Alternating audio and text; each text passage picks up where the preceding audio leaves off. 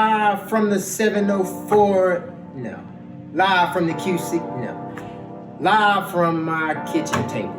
All right, that's where we're at, okay? Welcome in. Thank you guys for joining for video number 2. Okay, good to see you all. So, again, we're winding to back when I was in the hospital at No Bunt. Again, shout out to No Bunt, great people, great team. Food's still bad, but shout out to No Bunt. Literally, guys, they shot me with needles literally more than 50 times. No exaggeration. I mean, just shoot me all up through my veins, shooting me in my arm, here, back of my hand, here, literally on both arms. It was horrible. So, with me hating needles so much, and being that you get stuck so much, they have the surgery of inputting the port. So again, I promised you guys that I would show you the port. Here's the port, okay? Don't like nasty stuff, close your eyes, okay? So here's the port, bam, okay? Some of y'all out there just stopped the video. But for those of you still listening, okay? You see here, here's your port. And you can see these 3 little like prongs on the port. This is what the doctor and the nurses can access whenever they need to draw blood. So again, get a closer look. Right here, these 3 prongs. Man, cool. Also, it runs up through your vein and into your neck. So you can see this little spot right here. It's still healing a little bit, but this is what it runs up through. And again, this is how they draw blood. So that's the port. Now, the next day, okay, so now it's December the 8th, time for chemotherapy. What to expect? I don't know. Super nervous going in. Don't know how chemo affects the body, okay, and obviously it affects everyone different. Let me tell you how it affected me. So I go in, they take you into this room, and again, they access the port. So you literally have a needle stuck in the port, and they give you numbing cream before you get there, before you arrive, that you can put on, so whenever they do access the port, it don't hurt or sting as bad. You can still feel it like barely, but it's not like a needle going straight into your arm. You got me? So they got it hanging here, and any medicines that they give you for that day, they just run it straight through here. So you guys, any of you guys been to a hospital before, it's just like an IV, but it's like a permanent IV. You got me? So the doctor hooks all that up, all right, and then you wait about 15 minutes before the actual chemo starts. From there, you leave the small room and you go into where all the chemo is done. So it's like a big room. It's like the size of maybe like a classroom, maybe 2 classrooms put together, about that big. And literally there's cancer patients sitting around going through the same thing, getting their chemo. And it's about 3 doctors, 3 specialists that walks around. They help you out. Whoever come and help you first, that's typically who will come and help you and check on you for the rest of that day, okay? Chemo for me takes about 4 hours, all right? So you go in, sit down, they let you pick your own bay, any open bay. I picked bay number 4, okay? Get in there, they allow you to get comfortable. So me and my wife was in there. They give you like 1 visitor chair. So she's in the visitor chair, I'm in the main chair, and they just hook you up to the machine. And they tell you all the meds that you'll be taking, and they start pumping the fluids in you, okay? So the one that I had to take, starting off, was like red and orange. Literally red and orange. So they was sticking it, looked just like red and orange Kool-Aid. They were shooting it up in me. And you know how most medicines take like 10 to 15 minutes to kick in? Chemo, bam.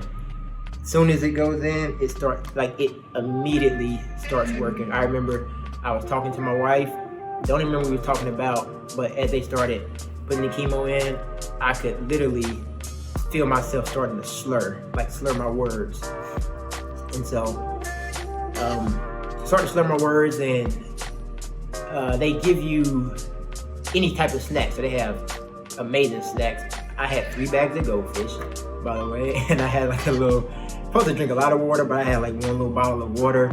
And if you can't get water down, or if you can't, sometimes you just can't drink a lot. So they gave me like a freeze pop that you can eat, and it gives you like hydration, and it gives you fluids in the body, because again, as you go through this process, you have to keep tons of fluids in your body.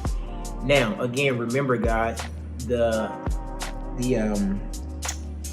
fluids that they give you, red and orange for me, and the doctor was explaining that a lot of times whenever you use the bathroom, a lot of people like panic because their urine turns red and orange, because it's literally like flushing out of you. So when I went to the bathroom, it was like red, and it was the craziest thing. Can you imagine seeing your urine be red or orange? Different. All right. So come back out the restroom, and I'm out there, and at this point, I'm trying to read a book as I'm falling asleep, and again, still slurring words. So fall asleep, and as I wake up, my body's pretty weak, and I can't really, it's like you're just out of it a little bit. So you're not like totally out of it, but you don't have full control and full access over your body. That's why anytime someone goes to a chemo treatment, they have someone to come with them, or they try to have someone to drive for them, because you shouldn't be driving after that, because literally you don't have full control over your body. All right, so again, I talked to you about the red and orange fluids. It's also some clear fluids that they give you, and it's all just medicine. So the chemo is just a fancy word of strong medicine. That's how I look at it. So they give you, I think that day I took about 4 meds. So it was the red, the orange, and like 2 clears. And they're all liquid. Again, they run it through that little tube, go straight into your body. All right. So guys, that's round 1 of chemo. I get home, and I'm just dazed, tired, weak. Body temperature is like just fluctuating. So I'm like, hey, can you cut that fan on? All right, cut it off. Can somebody cut the heat on in here? Golly, cut that heat off, right? So I can't really like get my body temperature steady.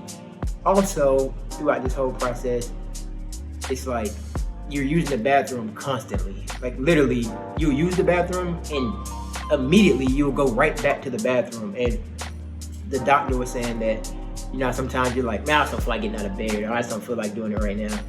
Like literally you have to go right then and there, because you want to get all those fluids out of you ASAP. So at this point, I'm just bedridden. I'm just laying in the bed all day.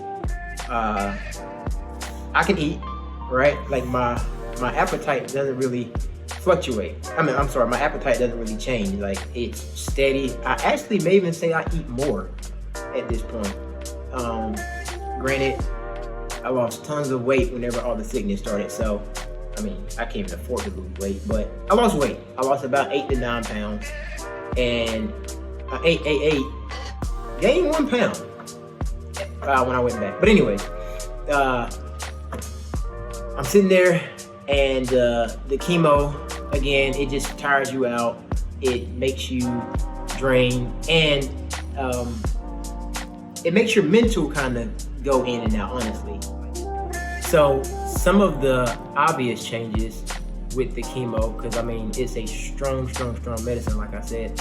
So some of the obvious changes is dry skin. Like that's like the biggest thing.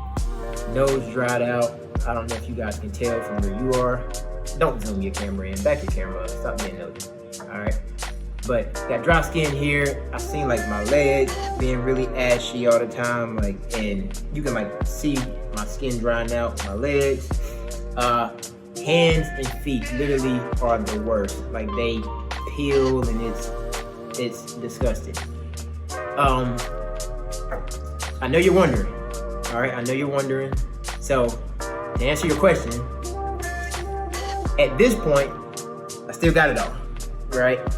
However, over the last 2-3 days or so, get in the shower, wash my hair's in the tub.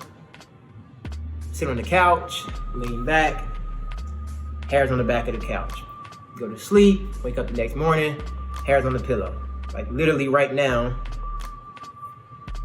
pulled it, can you see it? Got it. Hairs in my hand.